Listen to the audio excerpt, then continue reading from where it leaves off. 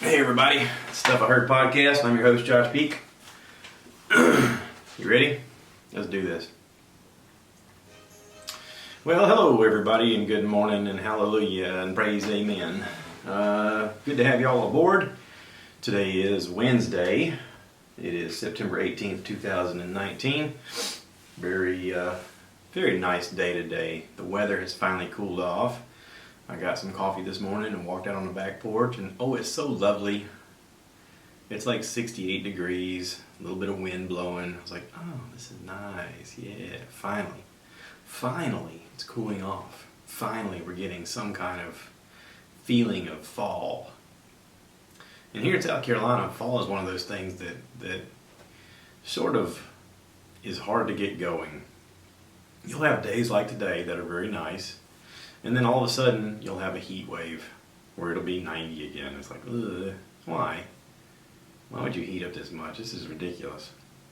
But anyway, I didn't get on here to talk about the weather. I know you guys are like, yeah, we get it, we're in it. Let's instead talk about stuff I heard. How about that? So anyway, I've been playing around with my app for podcasts, and I currently use the iTunes podcast app because I have an iPhone and it's convenient because it's there. And I'm a little upset with it. There are several podcasts that I listen to, and this past week I wanted to listen to some, and it wouldn't play. I don't know exactly why, but I don't know if there's something wrong with the app. Maybe I got to delete the app and re-add it. Sometimes you got to do that kind of crap. But I literally would be on a podcast that I want to listen to. I hit play, and instead of it playing, the little dial spins like it's gonna do something, and then nothing happens. And I'm like, why? Why is that a problem? And I brought this up to my wife, and she goes, yeah, sometimes, she said, when I'm listening to your podcast, sometimes weird things happen to it too. And I was like, really? She's like, yeah. Now, I can see using the analytics that are on Anchor that a lot of people listen to me on Spotify. And I'm guessing that's people who have Android phones. So, hey everybody. What's your experience with Spotify? Do you enjoy it? Is it convenient? Is it glitchy? Is it smooth? What is your experience with that? Because I'm thinking about trying it. I've had different people say they listen to me on iHeartRadio. I know that that's an app as well that you can listen to music and stuff like that. I'm guessing that iHeart is a lot like Spotify or Pandora or something like that. What are you guys using? Like, reach out and talk to me and tell me, what are you using? Is it glitchy? Is it smooth? What's your experience? Because I'd like to figure this out. This is a little annoying. Now, I was able to listen to a couple of episodes of stuff, okay? Let me open up my clunky app that I'm fussing about here and tell you what I've listened to. I listen to Joe Rogan. Well, last Thursday he came out with an episode 1351 with Dan Aykroyd. Now, I didn't know that Aykroyd was spelled Aykrod.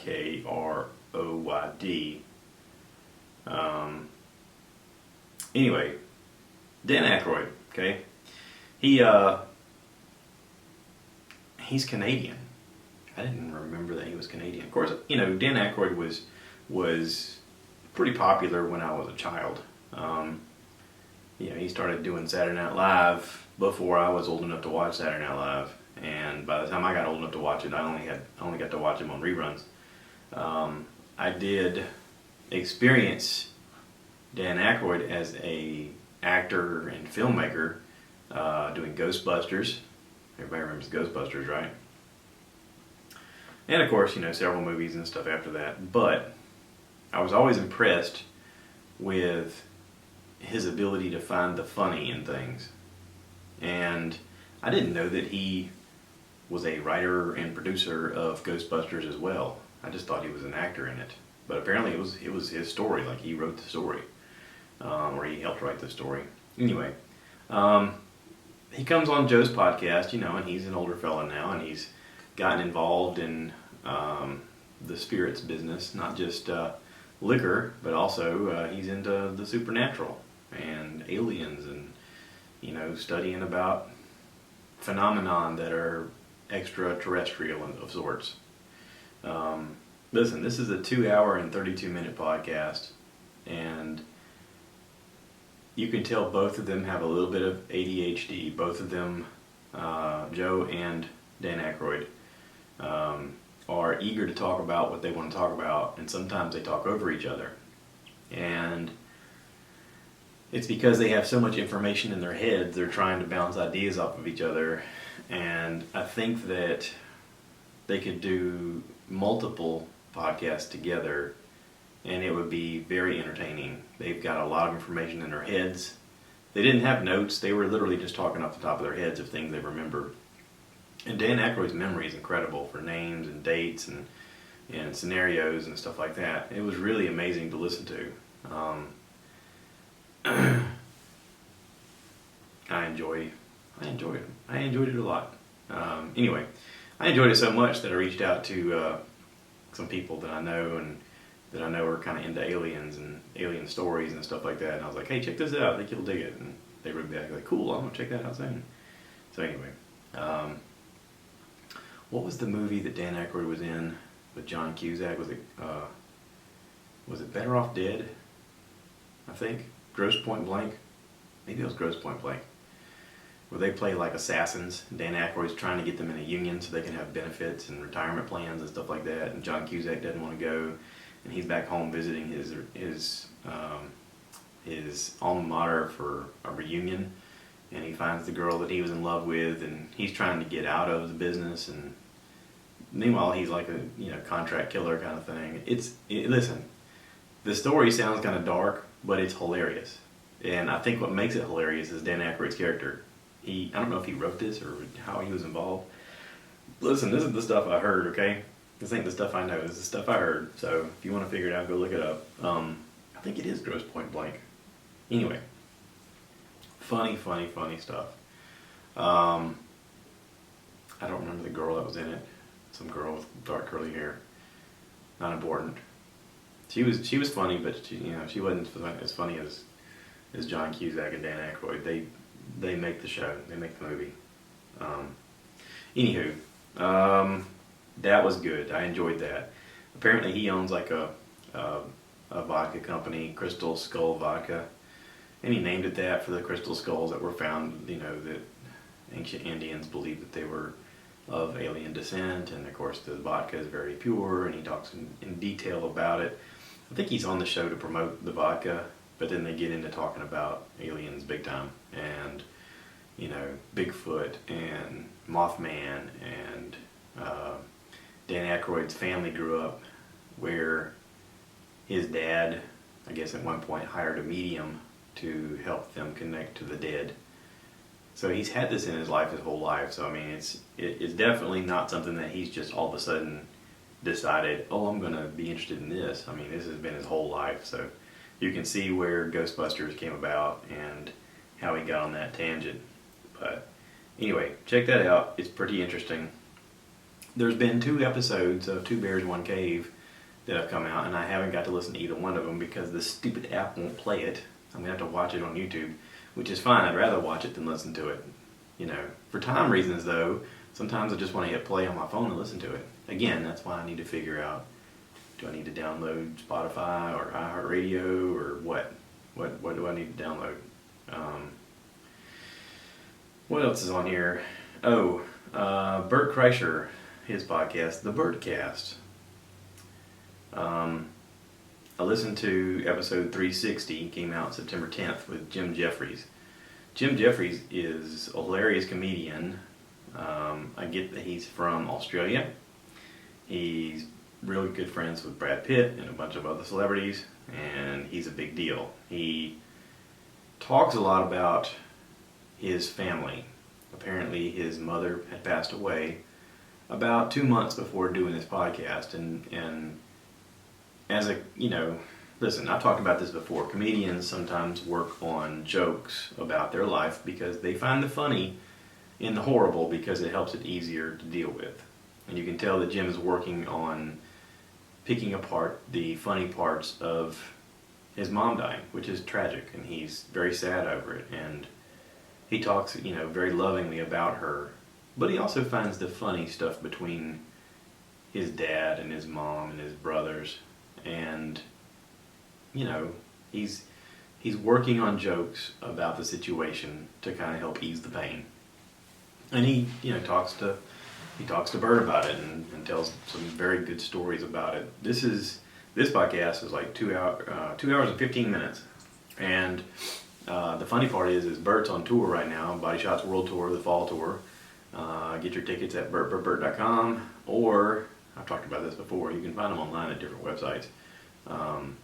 Possibly cheaper because of the links that it takes you to and how they upsell everything. Just don't be afraid to go check out other websites to see where the tickets are available for a better price. I went through Bert's website and it didn't show me that many seats were available at all, and that's because these big companies have bought up a bunch of them. And I actually got tickets cheaper than I could have got it from the website. So anywho, but the beginning, the intro that Bert normally reads, hey everybody, thanks for tuning in to the Bertcast, blah blah blah. This one's done by his wife Leanne and their daughters, and it's pretty funny because they try to sound like him at one point. It's pretty funny. Anyway, what else?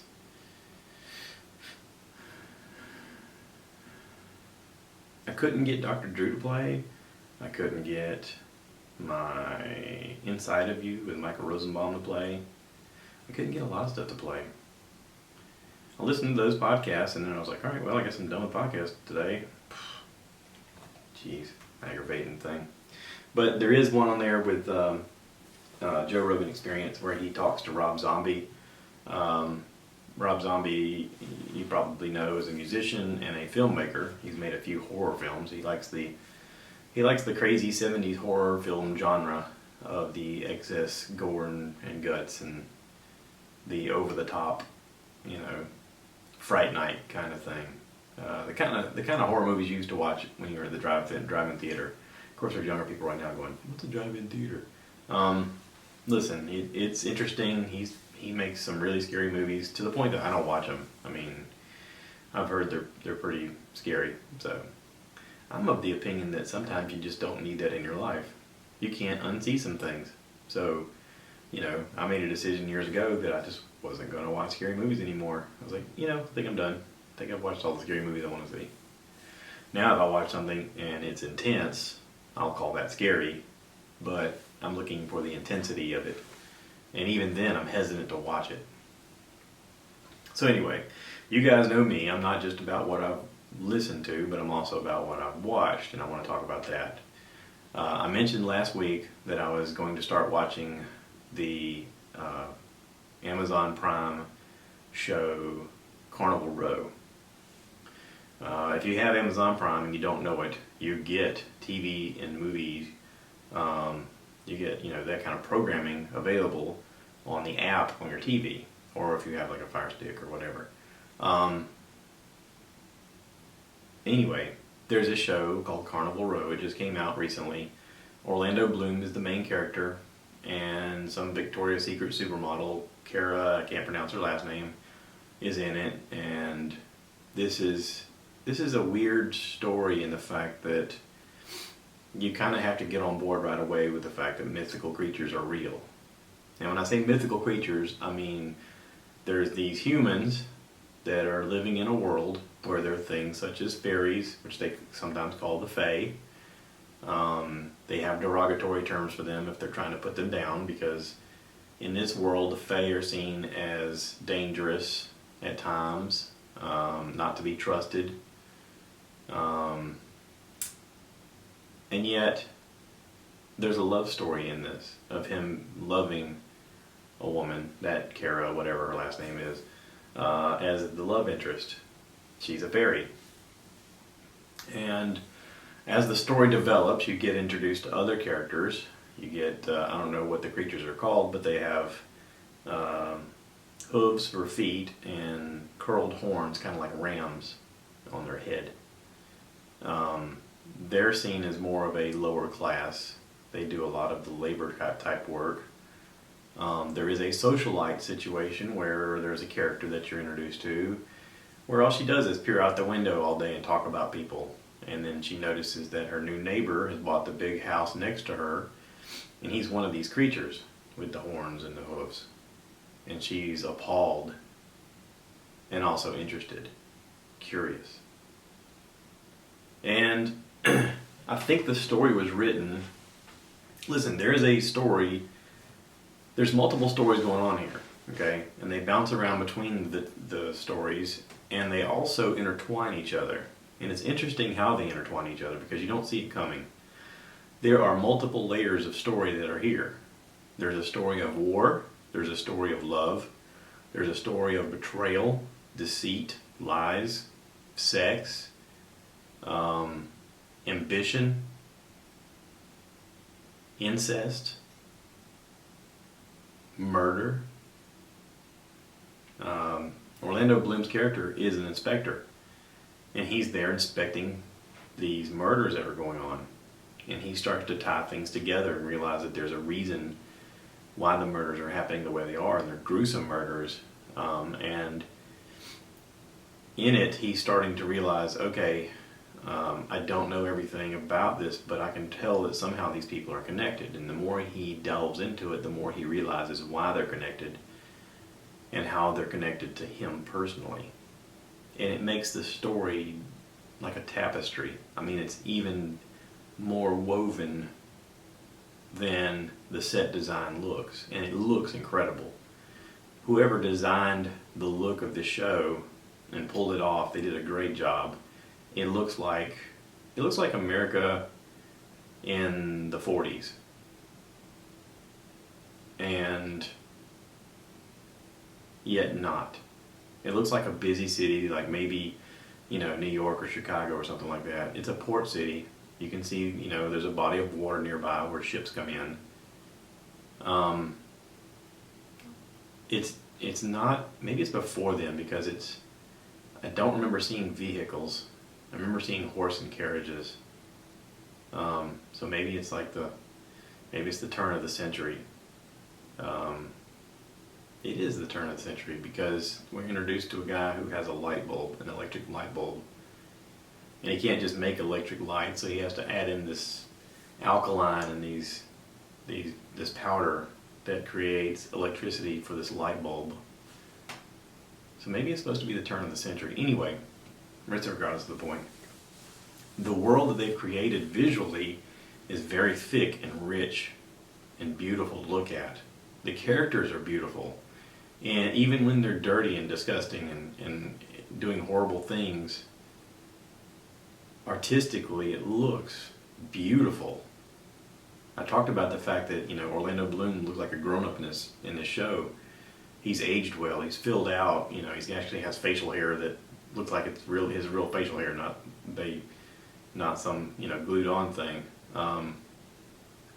There are characters you're going to recognize in the show that you're going to go, oh, I know them from so and so. Oh, I know them from so and so. I mean, you're going to find yourself looking at your phone, like Googling who people are, because you're like, I've seen them and stuff. Oh my God, that's this guy. That's this other guy. There's a guy in there that I recognized plays Moriarty in the Sherlock Holmes with Robert Downey Jr. This guy's in it. He's a good actor. Golly, he's a good actor.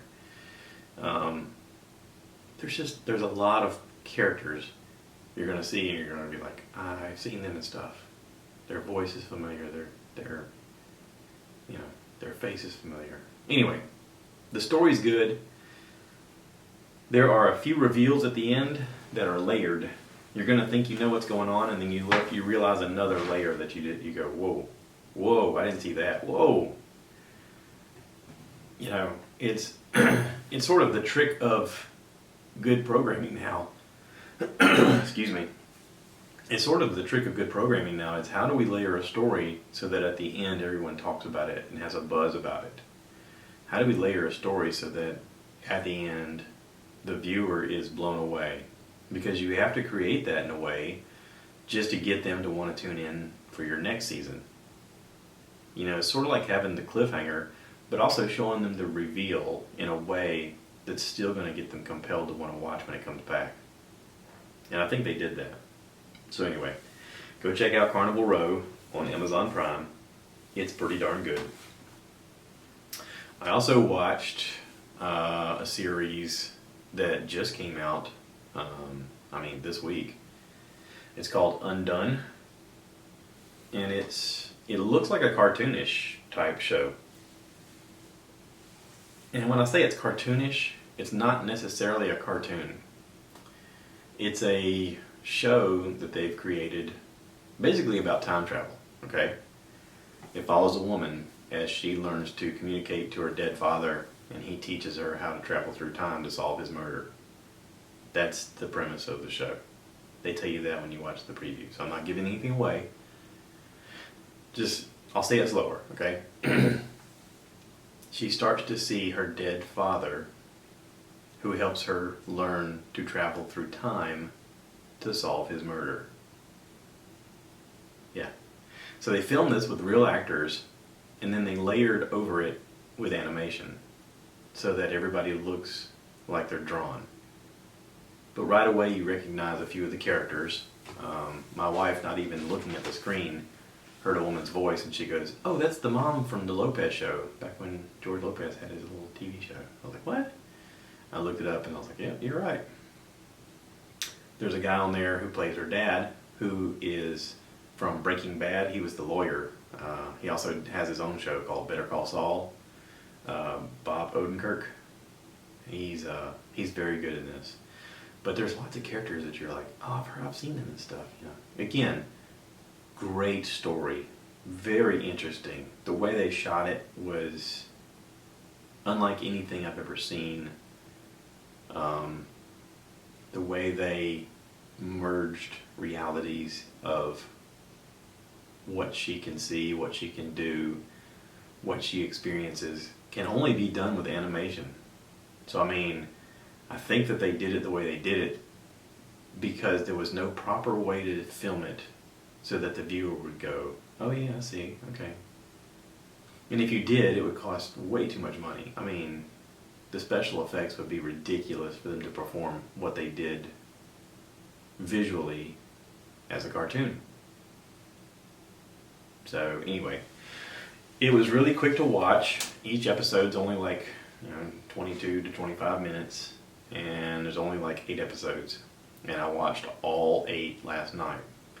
I had a weird day yesterday where I had to get up at 2 in the morning, and so I got off work at about 3 p.m. I had to go run an errand and come home, take a shower, and I napped for about 2.5 hours. Well, that nap kind of helped me regulate. I was able to shake out the cobwebs and go, "Okay, what am I going to do now?" And that's when I started watching this show, Undone. And it's on Amazon Prime. Again, good content. I'm amazed at the content they're creating.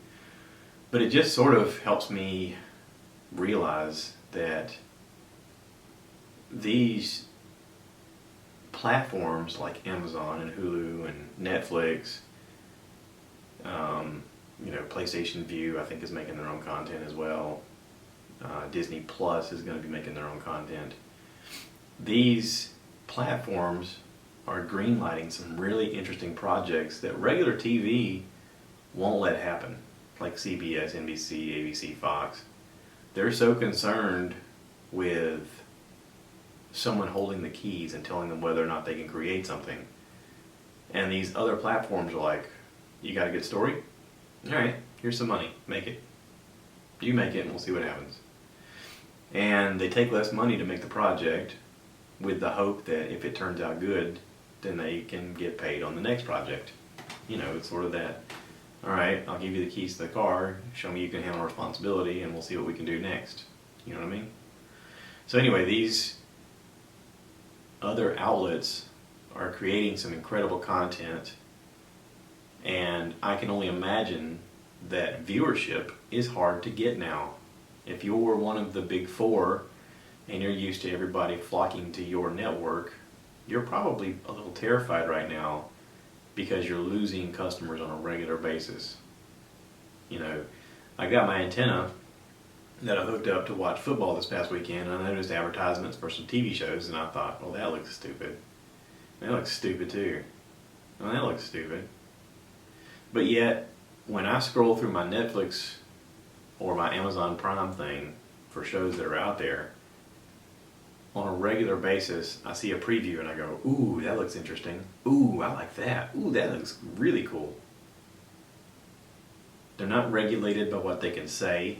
They're not regulated by what they can do. They're not regulated by what they can show.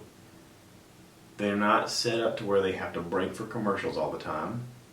They just create something interesting that you want to watch. And I hope, I really hope, that we can continue on a level where commercials are no longer part of the influence of what we watch. I hope that since it's a pay system, that you pay to watch these programs, that special interest groups will stay out of your influence of what you're watching. Because right now it's a thing of, if you're watching a show on one of the big 4 stations and you're unhappy with what you see, you call the station and be like, you know what, I'm not gonna support your sponsors because blah blah blah blah, and they go, oh, we gotta pull that off the air. If you're Netflix, you don't have sponsors. People call and be like, I don't like this. Okay, we'll watch something else. We show you a preview, we rate it exactly what's on the thing. You can decide whether to click on it or not. It's up to you. TV should be that way. It is becoming that way. I feel like when I go to watch something on regular TV now, I'm like, ooh, this is the past. Can you believe we lived like that for so long? Ugh. It just feels icky. Especially when you start watching all of the medical commercials about, do you have this problem? Here's this medicine. And it'll cause all these symptoms, including death. Like, they'll list off 40 things that it'll cause you. Anal leakage and brain hemorrhaging, possible death. And you're like, whoa, whoa, whoa, whoa. Why are you showing them playing tennis and talking about how this medicine's supposed to help them, but it's also may kill them? God, Big Pharma's just out of control. Anyway, I'm going to wrap this up. Today's a beautiful day. I got some further information about my stepdad. He got a second consult on his heart, and come to find out he's got 50% blockage, and they're going to have to put in some more stents, and hopefully everything will be okay. He's in Memphis, Tennessee right now. My mom's going to fly out there later this week to be with him.